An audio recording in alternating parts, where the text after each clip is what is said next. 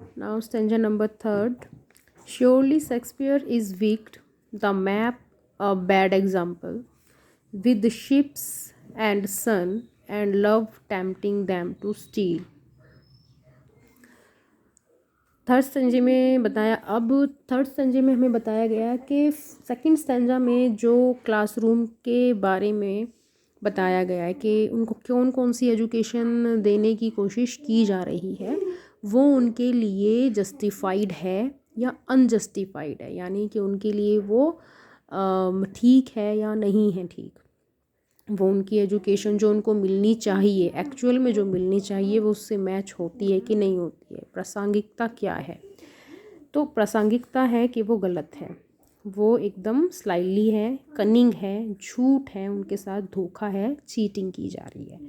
क्यों की जा रही है? क्योंकि actual they don't know about the Shakespeare, वो इनके बारे में जानते ही नहीं है, ना ही उनके लिए इनका कोई वजूद है, कोई इम्पोर्टेंस है, because their importance are different.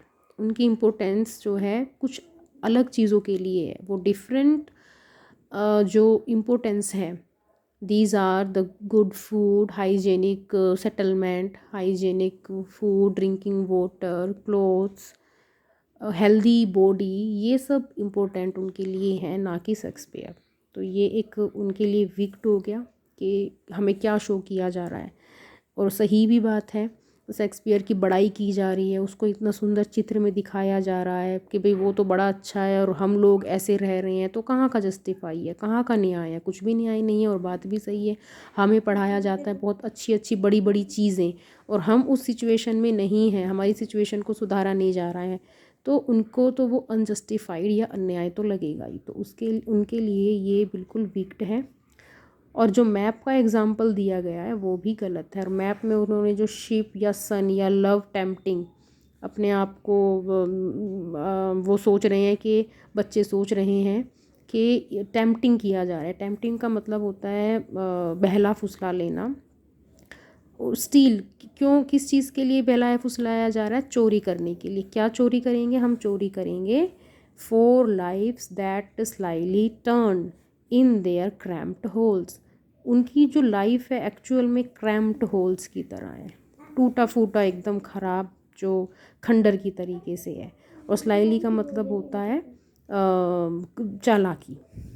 वो यही सिखा रहे हैं कि चालाकी से टर्न टर्न ले लो अपनी एक्चुअल जो ये है।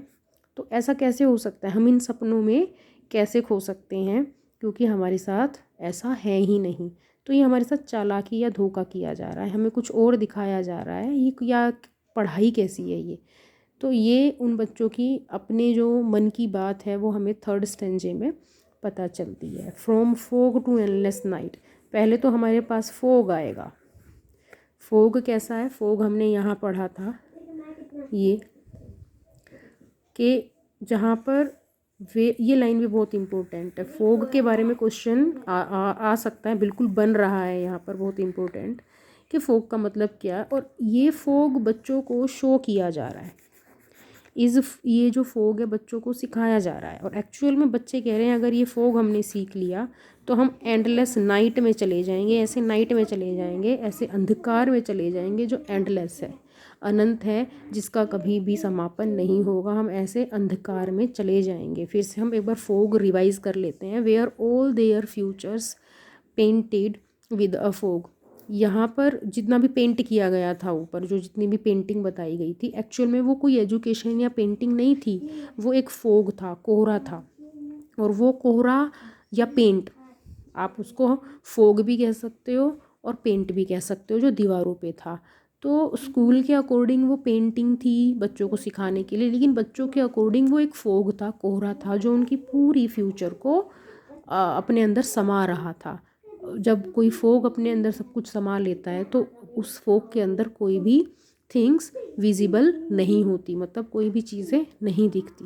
तो बच्चों के लिए इस फोग, बच्चे कह रहे हैं कि इन पेंटिंग्स के थ्रू तो हम फोग में एक बार घिर जाएंगे, और एक बार फोग में अगर हम घिर गए, इस पेंटिंग में अगर हम बहल गए, तो हम एंडलेस नाइट, पूरे अंधकार में डूब जाएंगे। On their slag heaped These children wear skins peeped through by bones and speckles of steel. और उस स्लैग होता है जब हम किसी चीज़ को जला देते हैं, नष्ट कर देते हैं, तो जो उसकी राख बचती है उसको स्लैग कहते हैं। तो उनके लिए ये सब चीज़ें क्या है? ये सब चीज़ें वही हैं, स्लैग है। इन बच्चों के लिए ये सब स्लैग हैं। बच्चों की फिर से इस लाइन में फिर से एक क्वालिटी बताई गई है कि वियर स्किन्स पीप्ड, उनकी जो स्किन है वो पीप कर रही है। पीप का मतलब होता है झांकना। उनकी स्किन में से कोई क्या झांकेगा? बोन्स। उनकी जो स्किन है उसमें से बोन्स झांक रही हैं, यानी कि वो बहुत ज़्यादा स्किनी है, पतले हैं, बिल्कुल हड्डी वाले हैं, इतने कमज़ोर हैं। And speckles of steel,